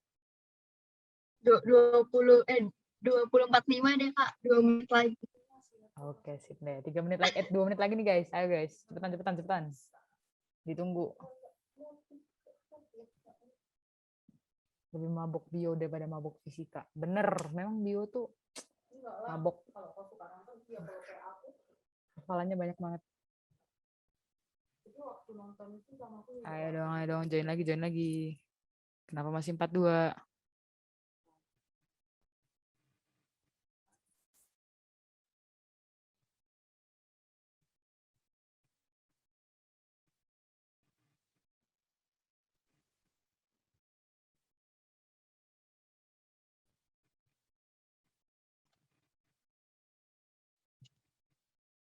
Ah, 13 orang lagi nih. 12 sama aku nggak ikut.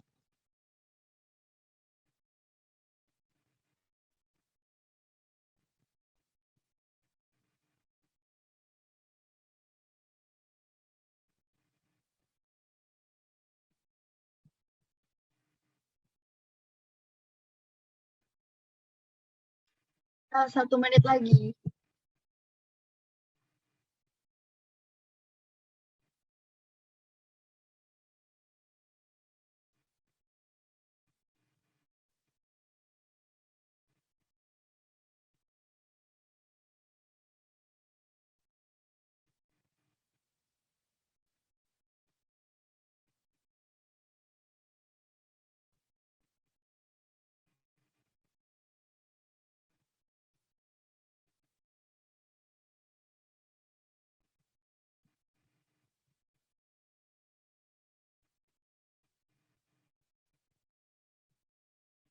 Kayak udah 45 aku start ya, udah pada siap kan? Siap, Kak. Oke. 1, 2, 3. Semangat.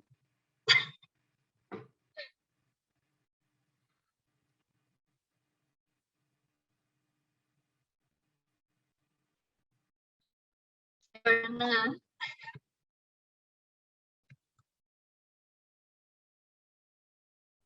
Wah, ini baru soal nomor 1 aku udah nyerah doh.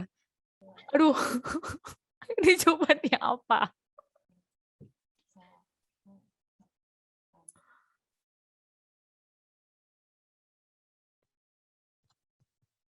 yeay.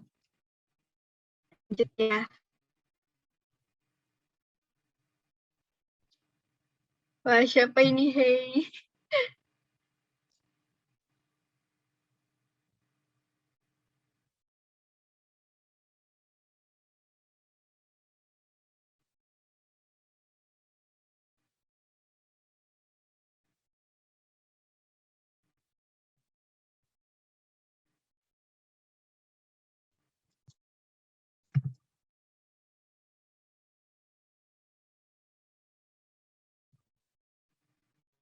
Nah, ya jadi lapisan mesodorm ini merupakan akan berkembang menjadi selain saluran pencernaan, selain saluran pernapasan, terus selain apa yang berhubungan dengan saraf-saraf juga. Lanjut. Wih, keren banget ini C.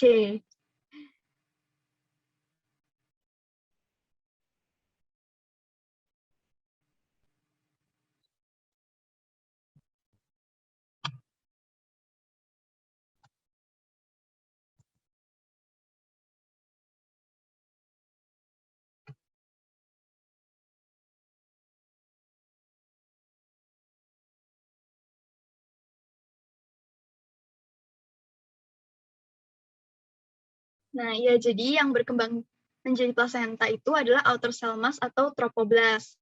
Nah, struktur ini tadi itu juga yang menginvasi rahim dan melakukan implantasi.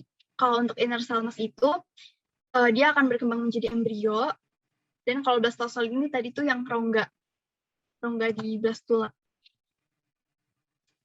Lanjut.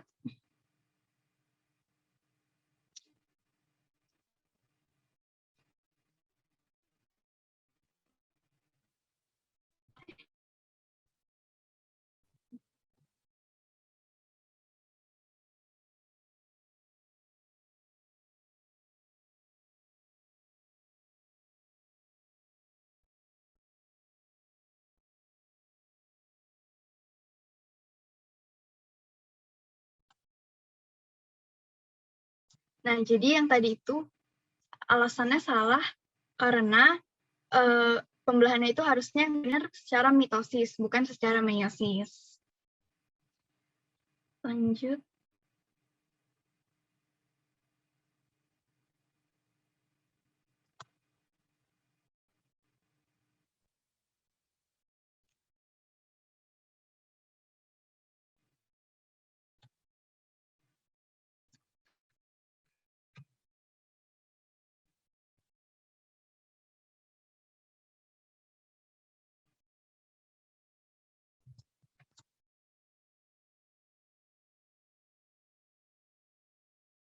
Nah, pernyataan dan alasan itu keduanya salah karena tadi itu kebalik.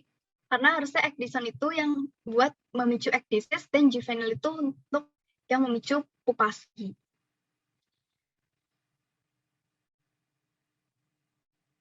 Jadi cek keren banget nih. Lanjut.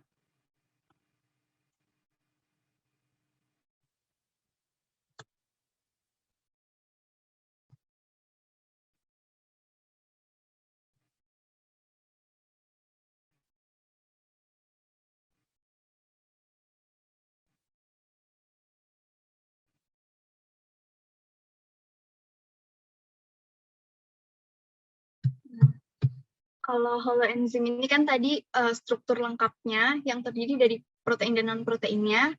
Kalau kofaktor ini tadi adalah yang ion anorganik. Terus koenzim ini merupakan senyawa organik, dan yang protein itu apoenzim. Lanjut. Waduh, Mas C masih memimpin nih.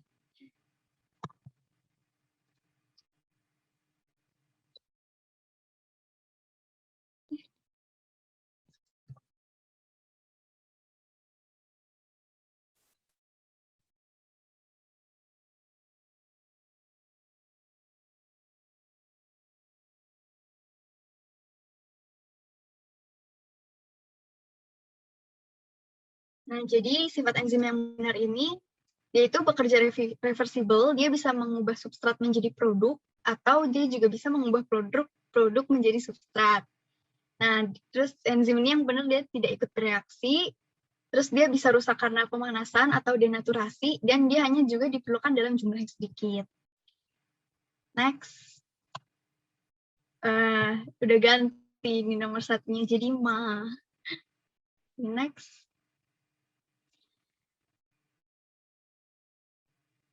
Ini true or false ya, teman-teman, pernyataannya. Yep.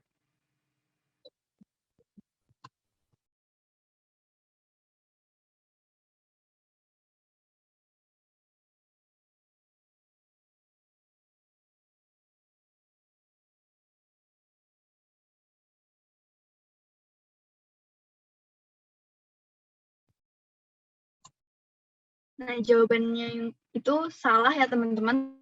Jadi kalau teori kecocokan induksi atau induced fit itu, dia sisi aktif enzimnya ini tuh fleksibel.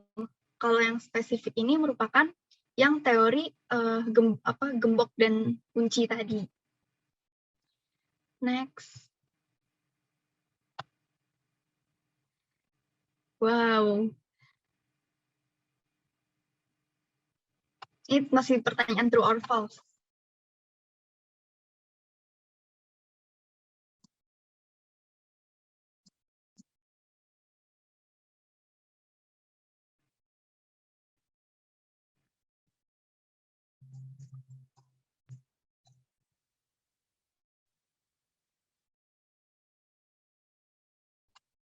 Inhibitor non-kompetitif menempel pada sisi allosterik. Benar ya teman-teman, jadi dia tuh menempelnya bukan di sisi aktif, tapi di sisi lain enzim yang namanya itu sisi allosterik. Nah, nantinya karena inhibitor non-kompetitif ini menempel di sisi allosterik, dia akan mengakibatkan perubahan pada sisi aktif, sehingga substrat juga tidak bisa menempel pada enzim.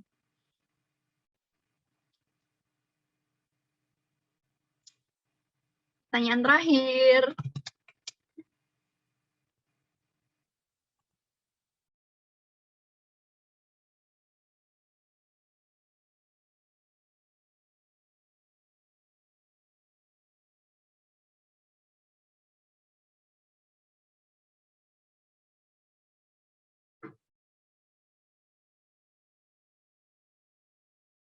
Nah, jadi tadi itu keempat faktornya bisa mempengaruhi kerja enzim ya teman-teman.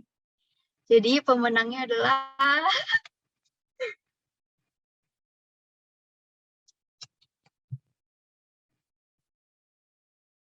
yeay.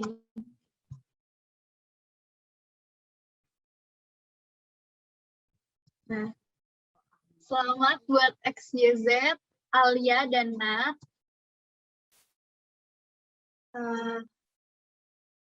Ini beneran ada hadiahnya kok. Kalian private chat aja ID lainnya ke aku.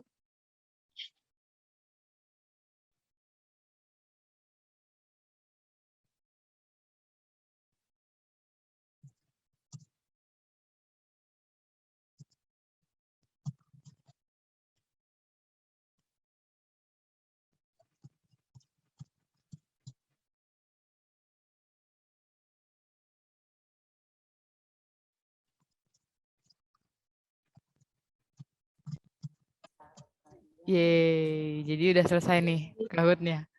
Oh iya, kalah. di SS ya, pemenangnya nggak SS, apa hasil akhirnya. Iya. Jangan lupa ya guys, itu tuh syaratnya. Gimana Buat nih? dapat hadiahnya. Udah selesai kan Nathan ya? Biar aku stop record nih. Udah. Yang ngirim ID lain baru pemenang.